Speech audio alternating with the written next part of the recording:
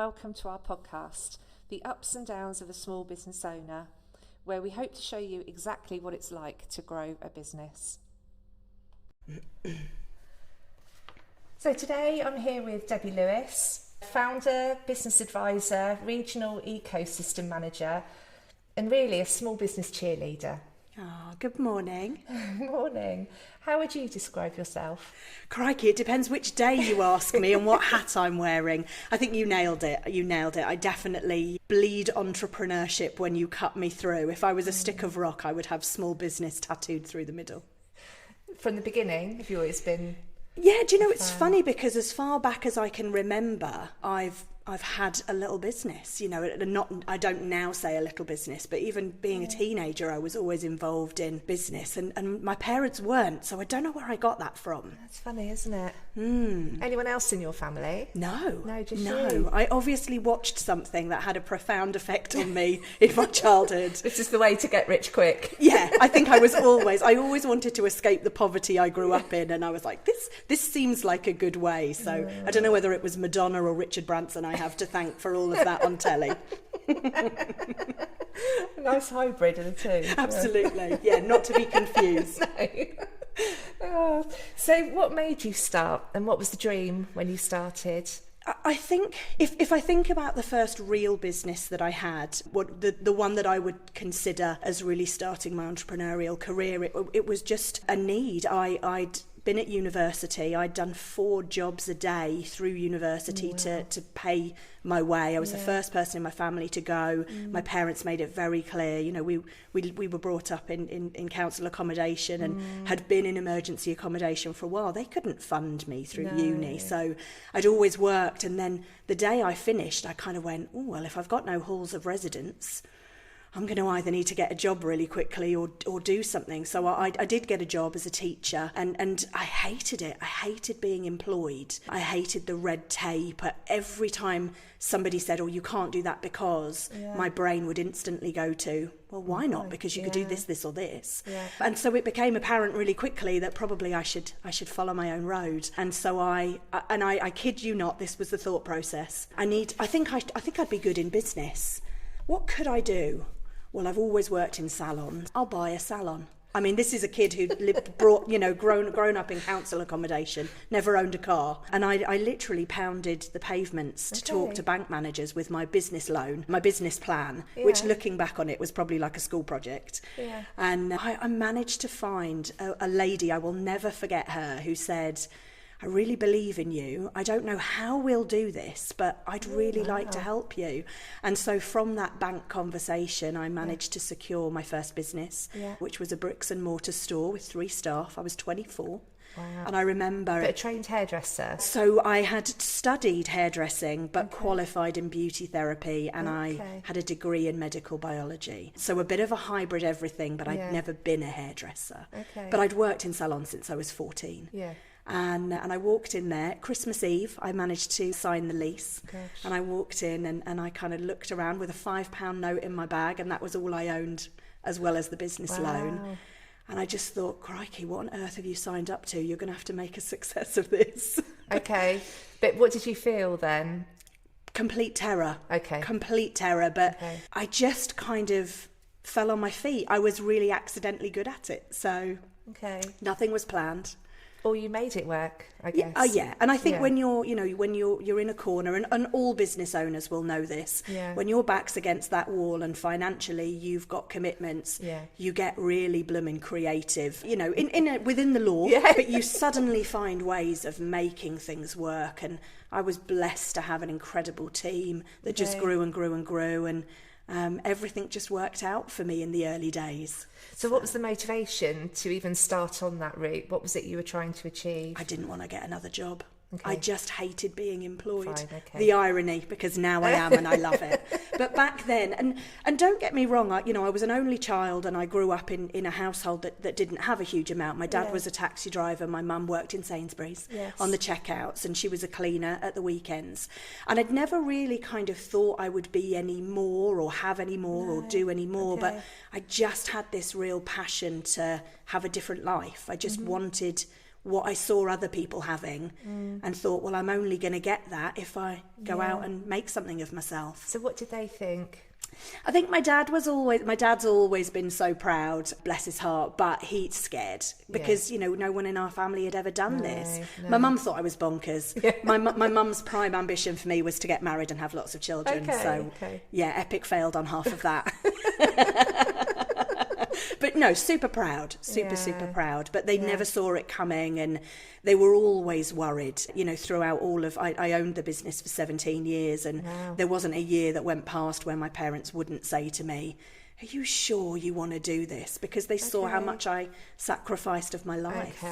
Okay. So they're happier now that you're employed? Yeah, sadly my dad passed away about 7 years ago, but she loves the fact that now I can switch off at usually 5 o'clock and I get my weekends to myself, which I didn't have for all that time. No, because it's evenings and weekends, isn't it, really?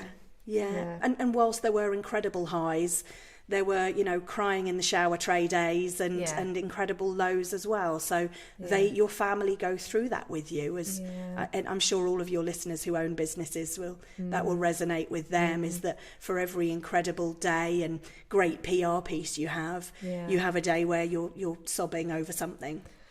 Yeah, and it's how much you share that, I guess, as well, isn't it? Because some people don't. They try and keep it to themselves, but that's hard. And as you'll know, I'm a complete open book. Good, bad, ugly. I really believe that when you have trodden that path and done all right out of it, I heard Shalom Lloyd say a couple of years ago, leave the ladder down, and that really resonates for me. If you have carved a path and been successful, you absolutely have the responsibility to pay back, like people have paid back to help you. So I think sharing and talking about, there were nights when I had 47 staff and really tough times. We traded through the 2006, 2007, 8. They called it a double dip recession, but it wasn't officially.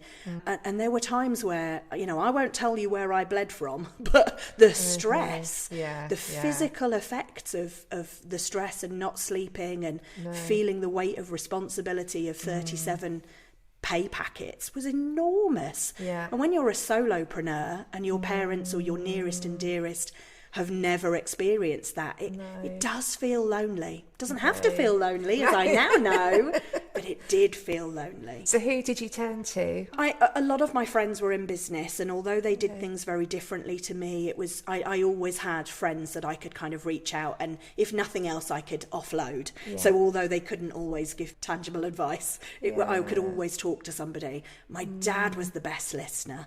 I really, really felt that hole when he left us, being in business and not being able to just go bleh. And he wasn't somebody who ever solved things. He just would kind of play stuff back to you. So now that's I guess the best way, isn't it, of making decisions, just hearing it back and coming to your own conclusion. So he never had any training as a business coach, but it's definitely where I got my first taste of it. And how did you build your brand? So I would say that brand was a loose concept for me. The day I opened the doors, I met two incredible guys who are still in my network. One who was a printer and did all of the physical printing, signage, price lists, and another chap who was a graphic designer. And they were brutal. Every idea I came up with, they said, that's awful, we're not doing that. Thank God, they saved me. In fact, you'll laugh, the first name I had for my salon was The Clinic. Oh God. That could have taken you down a very different path. Exactly that. And they showed me the ugly baby that I was in love with. Bless them. Thank God they were there. And the Jason, our graphic designer, said to me, think of just one word. If it begins with an A, you're going to be at the top of every listing. Whenever somebody has an offer, you're on their list at the top. And you're going to pay in terms of signage and printing for how long it is. He said, so, if you want to get really granular about it. So I kid you not, I just flicked through a dictionary and I found a word beginning with A that I liked, which was arcana, which is an old English word that means secret or mystery. And I thought I quite like that. So I developed the secret or mystery of feeling amazing, looking great. I had a chain of hair and beauty salons. Well, I started off with 1 and 3 staff. I loved this particular flower, so much so that I can't now remember what it's called, but I loved this flower, and although they hated it, gerbera, I made them put it on everything. They hated it. And so over the years, I spent more money on branding than any sane person should have done, because I just did not sit down and do a brand strategy day like I should have done in the beginning. Yeah. So in the end, it was very Gucci-esque. It was gold foil plated, stamped, very ridiculously expensive. Okay. But I loved it. Yeah. I absolutely loved it. And that's the most important thing, I think, isn't it? If you love your brand, it makes you want to promote it, doesn't it? And let's face it, had it have been called the Salon, it still would have worked. So really, no one the clinic, cares. Not so much. But No one cares what you call your business except for you. Yeah. That was what I learned. Yeah.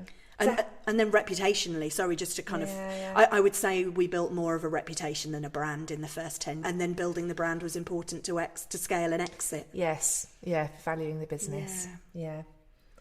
So how important have the people around you been for your business and your personal journey through all of this?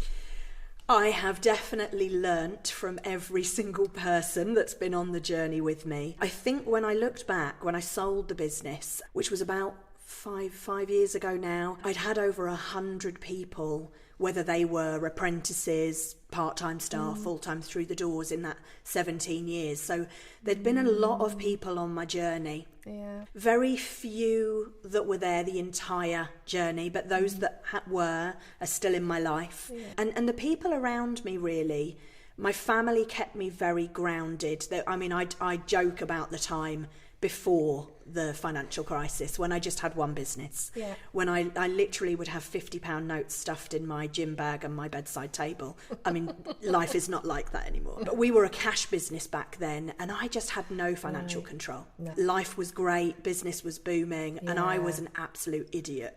So I'm really grateful for my parents who really, although they had no knowledge of business, would say, they'd never had £50 notes. So they were kind of saying, please be careful, think about the future. Yeah, it's a lot of money. This might not last. And my accountant, obviously this was before I knew you guys, he was probably the most influential person in shaping and ultimately closing my business at the right time to make the most amount of money. Yeah. My exit plan was with him. And I think, you haven't paid me to say this, but I actually think the 3 most important people in your business are your accountant, your bank manager, and your business coach, because they can change your world. Yeah. If you listen, I guess it depends how receptive you are and the relationship that you have with them, whether you trust them and value their advice. Yeah, and they're different. In my experience, they're different people for different seasons of your business. Yeah. So the people that helped me start up are not the people that I had when I then had, near on £1 million turnover and 47 staff, because that wasn't the world they'd known. I needed to grow. I needed people who were on that next level. Yes. They say another level brings a different devil, and you need to know people who play in that range to be able to oil the wheels for you. Yeah. But my accountant was phenomenal. Gave me all the tough love, and I guess it was plugging my gap, because numbers was the bit I hated. Yes. Yeah. So you started off with one salon. What made you want to have more, and how did that happen? I want to tell you, it was strategic. It was part of my vision. But Catherine, let me tell you, it was entirely ego-driven. Okay. I'd started this incredible reputation within the industry, winning lots of awards, being asked to speak, and I just got carried away. Mm-hmm. And we were busy. We couldn't fit people in, and I just kind of went, I can do anything. So I'm going to get another salon and another salon, and then the recession hit, and I realised really quickly after having... In fact, I'll very briefly tell you the story of opening my second salon. Yeah. So I opened another salon less than a mile from my first one, because I thought, we're full, people can overflow into this one. Yeah. It was a really bad decision. I'd picked somewhere that, although it was less than a mile away, it was just a different world. It was the wrong area. It wasn't somewhere that I hadn't researched. I'd made assumptions. Right. I hadn't asked my customers what they wanted. And then I think we'd spent something like £40,000 on the renovation of this building. Wow. And then 2 weeks after we opened, we had a burst pipe and we lost everything. And we closed for 6 months while they dried the building out. And if that wasn't a warning sign for me in the first year, I don't know what was. And that second business I nearly lost my home. I nearly lost everything. And we kept it going for a couple of years. And it was the accountant who one day said to me, I want to have a real tough love conversation with you. Yeah. You've got this one absolutely phenomenal business over here, and then this one, what are you doing? Yeah. And had he not have said that to me, I would never... it was like a hobby. I was literally paying for this business to exist out of the first one. And that tough love helped me to kind of say, do you know what? I need to move away from this. And it was just as we were about to open our third one. And I think that I was very lucky that I got great advice at the right time, because I think had I have opened 3 in that year, I think we would have closed entirely. That would have been the end of us. So great advice, but being, like you said, listening to that advice and knowing that it comes from the right place. He'd spent years understanding my weaknesses and he called me out on it, and I'm so grateful. So, yeah. It didn't put you off expanding then? No. What I learnt from that was, and again, sitting down with his team, was actually I had around... So at the time we were turning over about £760,000 a year in that one business, and we were open 7 days a week, 12 hours a day, but we weren't busy 7 days a week and 12 hours a day. So I kind of went away and said, right, if I optimise this business, I worked out that I could turn over £1.3 million without needing to then expand into the next one. So I kind of set myself a line in the sand of... Nobody else has. The number of inland revenue audits we got because we were so much busier than any other salon in our area. We were just an anomaly. We were an absolute monster of a business. And I thought, now that I'm looking at this with a different lens on it, I made so many savings in those following years. I learned so much about business. And actually, when I think... had I have applied that learning after all the failure and the loss and the fear and the sleepless nights and the redundancies, and it was a horrible period of my life, but the kind of phoenix that rose from that was a totally different business owner, and I genuinely believe I would never have had the success and the financial return if I hadn't gone through that period of losing everything. It's when you learn the best, isn't it, through the failures? Absolutely. I wish it wasn't the case. But even if somebody tells you, until you've had that feeling and that fear, you listen on a different level. And sometimes you just don't want to hear it. Yeah, absolutely. So how did you make that step change then? That's quite a big difference, isn't it, to go from 760,000 to 1.3? Yeah, it was processes. It's not rocket science. It's all the stuff that you will learn on any business course. But the trouble is, when you're an entrepreneur who's never... my degree was medical biology. I never studied business. I didn't have any... All of my friends had hobby businesses. We were all in lifestyle business. So when I started to kind of get up to that threshold and beyond... I was pretty much on my own, but I found a brilliant business coach early on who was so bloomin' expensive that I dipped in and out, and I kind of wish now in hindsight I'd just done it consistently, but hey-ho. And they taught me the power of process, systems, strategy, planning, automation, delegation. But as an only child who's a control freak, delegation is quite the challenge. But that's what builds up actually the value of the business, I think. If you've got sort of a plug-in and go business that's, all around the processes and that can run without you, that's the value, isn't it? Yeah, and I remember when I put my business up for sale, I'd kind of, in the back of my mind, it was go big or go home. I was about to launch a much bigger commitment, but I just lost my dad and things just felt, I think I had a bit of a breakdown. I just couldn't get my head around life being different without making that huge change. Yeah. And again, had I have had the right support, I probably would have done differently. I probably would still be in that business. But at the time, I thought the only thing I could do was escape and move on. I was about to get married, and I wanted something different from my life. Yeah. For as long as I can remember, from when I was 16 years old, I'd worked 7 days a week. You know, I'd done multiple jobs. I'd always been immersed in working, and I just wanted, I think losing Dad made me really think, surely there's more to life than this. Yes. And I did have a little bit of a midlife crisis and thought, I just want it all gone. And you'd probably achieved everything that you could, really. Probably not. I still feel like franchising and internationalizing was something that I should have done. But at the time, it wasn't what I wanted. So, in fact, it's the only time that my accountant was wrong. And I love telling him this even now. We put a figure on my business. And he said, you're never going to get anyone that will buy it for that. And I said, but I truly believe when you look at the turnover and the staff and the team and the business that now operates pretty much without me. Yes. And he said, you know, he's been in business for a very long time. He said, I've never known a salon sell for that figure. I won't tell you what the figure was, and I sold at my asking price. Wow. And he said, well, there's gonna be a catch. You're gonna have to stay for years. And no, I was gone in 3 months and retired for a whole 4 days.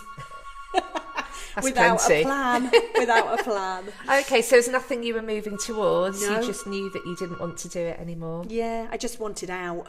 And I think depending on the day you asked me, I had a different plan, but I really didn't know. I mean, watching Jeremy Kyle in my pyjamas eating crisps for 4 days was about about as far as I planned. And on day 4, I you know, all joking aside, I literally did kind of look around the lounge where I hadn't moved for 4 days and thought, I don't know how to live without being immersed in a business. Yeah. What on earth am I going to do? And I reached out to my business coach and said, do you know anyone that needs somebody like me for anything? Okay. And he said, you are my biggest success story in terms of, while I was in my pyjamas watching Jeremy Carr, you're my biggest success story. Please come and, you know, train to be a business coach and tell people about what you've been through. Okay. And I joined him a week later, and yeah, I'm so grateful for everything he helped me with in business, but also starting me on this new chapter. Yes. And it isn't something that would have occurred to you? No. Business coaches were middle-aged white men. I'd never seen, and certainly not a salon owner who'd never had a degree in business. No. You know, I just had never experienced anybody like me, but actually that turned out to be one of the biggest selling points. And telling it so authentically, you know, no story is off limits in terms of when I'm talking to a business owner, I'm happy to tell them exactly what I think, what I felt, what I went through.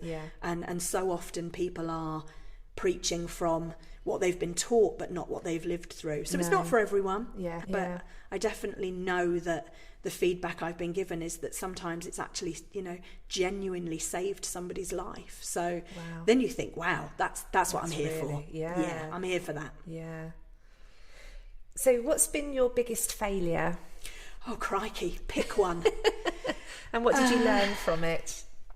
My biggest failure would be the financial one. I genuinely came close to losing my home. And so when you say the financial failure, what do you mean by that? I just had no grasp of my business finances. Okay. I'd overborrowed, I was overstaffed, I didn't know my profit levels, and so cash is king. I had a phenomenal business but no access to credit.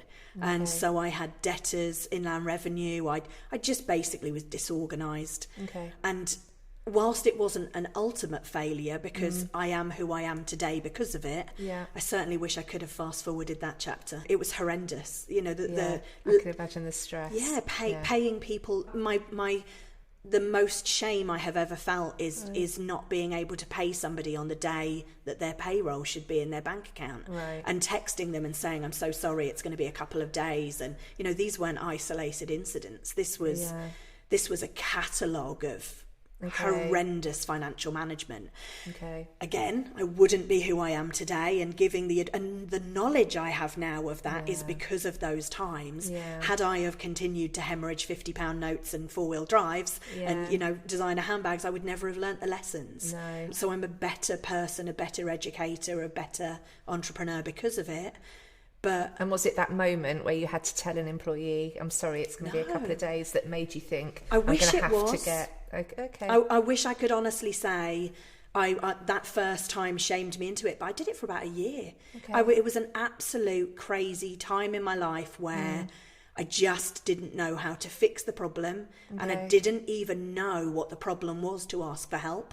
Right. So when I would have the conversations with we weren't working as closely back in those days. I'd turn up with my carrier bag of paper at the end of the year, and they'd give me an enormous bill to pay, which then I'd need a payment plan for with the inland revenue.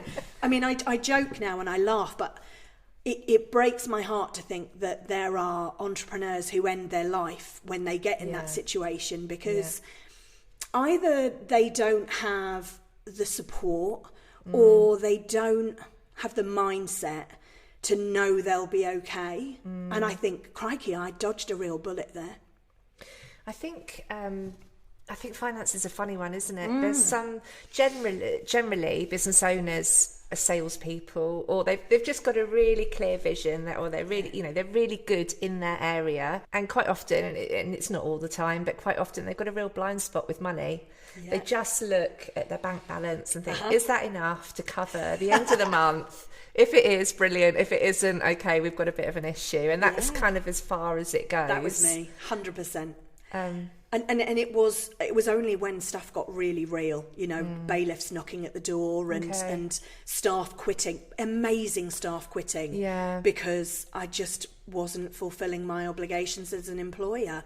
And they knew I wasn't, I wasn't being an idiot. At this point, there was no designer handbags and 4-wheel drives. At this point, everything had been stripped back, and I just couldn't find my way out of the hole. And I'm so lucky that I had the right people around me to kind of go, okay, you need to chop this, you need to do this, and you will recover. So do you think you lost relationships through that period? Oh, yeah. I definitely lost staff. I definitely lost opportunities. I think probably to the outside world, nobody was aware. But certainly within my business, I wasn't who I started out being, and I wasn't who I wanted to be. That was a really tough time. But I kind of just always, I don't know whether it's tenacity or I just kind of always knew that it'd be all right in the end. I just had to get through this bit and this bit. Had I not have had the great advice. That. It's like a blind optimism, isn't it? Yeah. And don't get me wrong, in more recent years, particularly through COVID, coaching people, I listen to them saying it, and there are times where you have to say, instead of running at this wall over and over and over again, step back. Have a look. There's alternatives. I won't give too much away. I don't want them to be identified, but there was somebody on a program that I was supporting who we had a really tough conversation around, you've ploughed in your children's inheritance, your mortgage, you've lied to the people around you about remortgaging, and that real, this is not stuff that will leave you overnight. This is real, legacy impact. How long are you going to ignore the fact that this is not working? Fast forward 6 months, that particular person came in and said, thank you so much for having that conversation, because actually my life's completely different now. I ditched that. I'm doing this. My life is amazing. Sometimes it's hard to show, it's not my decision. I just have to encourage the conversation. But someone did it for me, and now I feel like it's my responsibility to share the love, the tough love. And I think when you're in it as a business owner, you're already all in, and you think, I've just got to make this work. Like, if I just keep putting that extra bit of money in, surely it will come good. I know I've got a good idea, and that's hard to actually hear really and accept that actually maybe it isn't going to work. And I think Sometimes you're not you. Sometimes you're the problem as the entrepreneur. Yeah. Sometimes it's the wrong time. It's the perfect solution, Yes. and you're doing everything right, but the timing is off. Yeah. Sometimes it's the wrong solution. There's so many reasons why things don't work, but it's never personal. It's never a personal thing in business. It feels so personal. It feels it though, doesn't it? If you're the founder, it's part of you. Yeah. I never thought, when I was in business, at the best of times or the worst of times, I never thought I'd be doing what I'm doing now, and I never thought I would love it so much. So there is always another chance of a new beginning and a different way of using your skills. Yeah. And it pays in different ways. Yes. Yeah. Yeah. So what's been your biggest success? My biggest success, I would say there's been one with every decade. So in my 20s, it was starting the business and being successful. Yeah. In my 30s, it was selling the business and being successful. And in my 40s, it's having that feedback that on a regular basis, people now tell me that listening to my seminar or having the coaching session or something that I've helped them with has changed their world. Wow. That's incredible. Yeah. Yeah, it must just give you such a glow. Yeah, I mean, I'm no Martin Luther King. Like, I'm not going to change the world. But if I can change, as cheesy as it is, if I can change the world for one person... Yeah. I don't have children. A lot of people do what they do for children. Yes. And I don't have that legacy part. Yeah. But I definitely know that just like I think back to that bank manager on day one who helped me, I know that somebody will reference me in the future for things that have helped them, and that's amazing. Yeah. Yeah. See, it's still all about ego. Philanthropy, reciprocity, not ego. But a little bit of ego. So what's one thing in business that you didn't expect? Oh, how much you love it, how much it consumes you, and how you never stop having ideas. Yeah. I still get that now. And actually, when you stop, so we're currently doing a renovation. We do property now as well as having a business, as well as having a full-time job. Always still busy. If we go away, have a night away somewhere, or if we go on holiday, my notebook is full. My brain never stops with the ideas and talking to people and thinking, oh, that's a great idea for a podcast or a business or you just never lose that passion. Yeah. And knowing that you've got the ability to actually go in any direction as well. It's not just having a abstract idea. Actually, you could do any of these things if you chose to. Yeah, and how scary is it that in the next 10 years, because of AI and all of that technology, is actually the world's going to be entirely different again. Yeah. So amazing but terrifying in equal measures.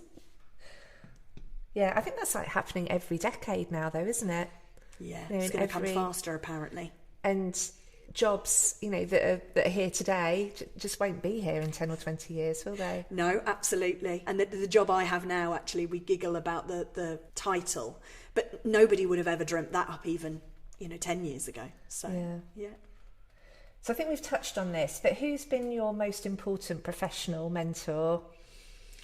And what did you learn from them? I would say the person who helped me in business the most was my dad. Not because of the knowledge he had, but because he encouraged me to talk about things. And you'll know in business, the minute you even say it out loud, you hear it and it feels different. Yes. So definitely my dad. Emerson, who was my scale business coach, who I am still in contact with and working with now. He was single-handedly helped me to scale and exit my business alongside my accountant. And I would say now I have a number of mentors around different things, but I would say those ones were my primary: business coach, accountant, my dad. So if you could go back to the beginning, would you do it all again? Yeah. What a nutcase. I would. I would. There's a lot of things that I would do differently, but then it's part of it, isn't it? Yeah, absolutely. No regrets. No. Other than the impact that my lack of financial control had on other people and in that time. Okay. But I wouldn't do anything differently because you learn. You win or you learn. And as I say, now I know I am helping people, really helping people because of what I did. And if I didn't go through that, I wouldn't have the experience to share. No. So what's been your happiest time? My happiest time was growing. I remember the first time we had an annual general meeting with in excess of 30 team members. And I remember we'd put together this manual and this activity day and sitting up there in front of my babies. You know, these were people I'd grown and developed, and they were looking at me for direction and inspiration. And I just remember just feeling so incredibly proud of what we'd created. Yeah, and what you built. Yeah. As well. Yeah. And against all the odds, you know, no one thought we would do so well. Why do we do that? Particularly women say we instead of I. I'm owning it. I built that. That was definitely my happiest time, was feeling, you know, we could take over the world. I just thought we could do anything at that point. Personally, it would be getting married and, you know, all that good stuff. But professionally, that. Do you miss that? I do. I bump into the team regularly, and they are so gracious with the love they still hold. And actually, one of the girls who I took her on when she was 14. I've seen her through every phase of her life. She was with me to the very end of when I sold the business. She still does my hair for me now, and you know, she will often say, you know, I wouldn't be running my own business now if it weren't for you. I wouldn't be where I am now. Even, you know, teaching her how to cook spaghetti bolognese, stupid things that you know that you've made an impact. And actually, one of the most amazing things was that we supported some young people out of care who were, so they'd been in the care system, they'd been fostered, they'd just gone into their own supported living, and they had to have a job, and they came into the salon and we trained them up. And being able to support them in their 360 degrees of their life. It was hard, but it was so worthwhile. And that was intentional for you to do that? Well, first of all, accidental. And then just realised how much I absolutely loved. You weren't just helping them with their career, you were helping them live. That we really set about making that a real thing. Wow. So are you happy with your work-life balance? Yes. I mean, it's so much more balanced now than when I had the business. I still have two businesses. We've still got a construction company on top. Busy. Yeah. But it's not, you know, I don't go to bed worrying about anything. I think that's the key thing for me, is even when it's good, you're worrying that something bad is going to happen. And I really admire people who have got generational businesses that they've built it, passed it on, they've retained it. I do think running a business is such an enormous responsibility. It is. That I enjoyed doing it, but even now, every time I feel my side hustle growing, I had a first team member last year, I suddenly remember that I just don't want all of that again. I've done it, I loved it. You pull yourself back from there. So if you could describe yourself in 3 words, what would they be? I can't say anything in 3 words, Catherine. I would say effervescent, ambitious, and tenacious. Yeah, I'd agree. Thank you. And what would you like to leave behind as your legacy? I would desperately love, there's 2 parts to this really.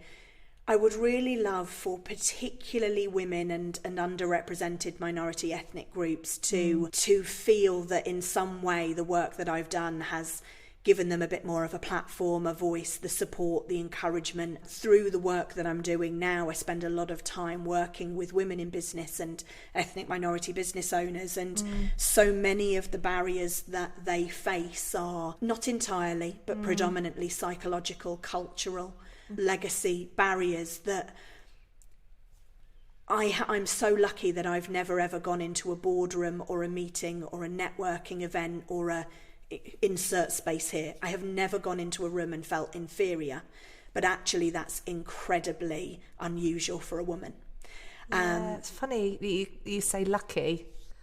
Wow, fortunate. I don't believe in luck. You create your own fortune. But whatever. Even that you would feel fortunate for that, because that should just be a given, isn't it? Absolutely. And equality, we're so close to being able to have absolute equality, but there is so much work to be done to just bridge that last bit of work that is needed. I would love to be part of that catalyst for change, and if I can help people with the psychological cheerleading of, you know, why do you feel that way? Money so it's mindset, coming from the people rather than society now. So not always, but yes, in my experience, when I speak to these business owners and I ask them, where does this come from? It's a belief that they have developed, that they realise over time and with support doesn't have to be the reality. No. And also representation matters. If you can be that person, somebody else who resonates with you, then feels like they can achieve it too. Being the first is hard, but actually there needs to be a lot more of us doing the first of everything. Yes, to have those role models for people to just believe that it is possible. I still speak to salon owners who will say salon owners don't get taken seriously. When you go into a room, a business networking, they think of it as a little business, or your husband or your father has bought you that business. And I always say to them, but who do you know that thinks that? I don't meet anybody who thinks that. No, but that's your preconception. But if that's what you believe, somebody once told me, if you walk like a duck and you quack like a duck, people are going to think you're a duck. But if you walk like the boss and you talk like the boss and you act like the boss, people are going to think you're the boss. And I just think there is so much of that we have to prove to ourselves first.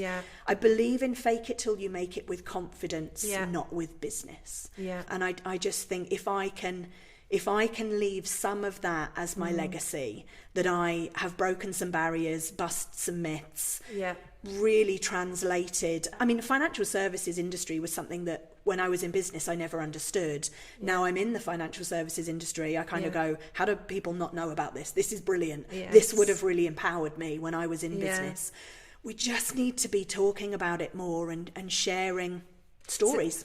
So what's the point where it's the most effective to be because if people are already owners, they've kind of already almost got there themselves. They might need a bit of belief, but is there kind of an earlier stage that we need to be talking to people? I'm not sure that it's a great question, and I'm not sure that it's a one size fits all. But I think if once you've decided that you are running a business, whether that's, you know, a little sideline or you're all in, you need to carve out at least 20% of your week to work strategically on your business, and part of that is personal and professional development, in my opinion.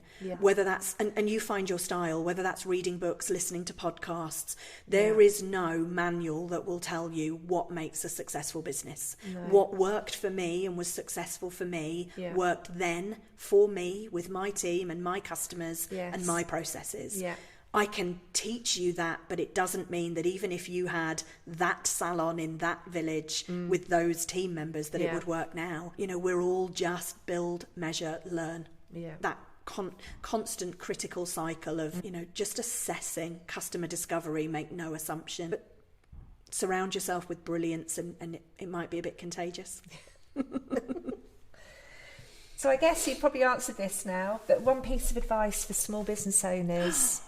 My favourite piece of advice, and I don't know if I stole this from somewhere because I don't remember hearing Just claim it. I'm claiming it, I'm owning it. But if this is yours, please reach out. I'm not trying to steal it. You are 3 things away from anything you want in business. The first thing is the clarity and the belief. You have to want it enough, and it's got to be so laser focused that you know exactly what you're after. The second is hard work, because things that are great generally don't come easy. And then the third thing is your network. I genuinely believe if you have that, the clarity, the tenacity and the network, you can achieve absolutely anything. Great advice. And so the last thing, if there's one question you wish I'd asked you, what would it be and how would you have answered? Oh, one question. I guess it's, what advice would I give to anybody who is at a pivotal moment where they're considering giving up Okay. or getting started. Yeah. It doesn't matter what you choose because you can't predict the future. So just make sure that whatever you're deciding to do, you're okay with it. Yeah. Yeah, good advice. It's good. Okay, well, thank you so much, Debbie. It's been really lovely talking to you. I've really enjoyed it. Thank you so much. Thank And you. fingers crossed it will help just one person. Yeah, no, I'm sure it will. Thank you. If you've enjoyed listening to our podcast, please like and follow, and make sure to tag us on social media.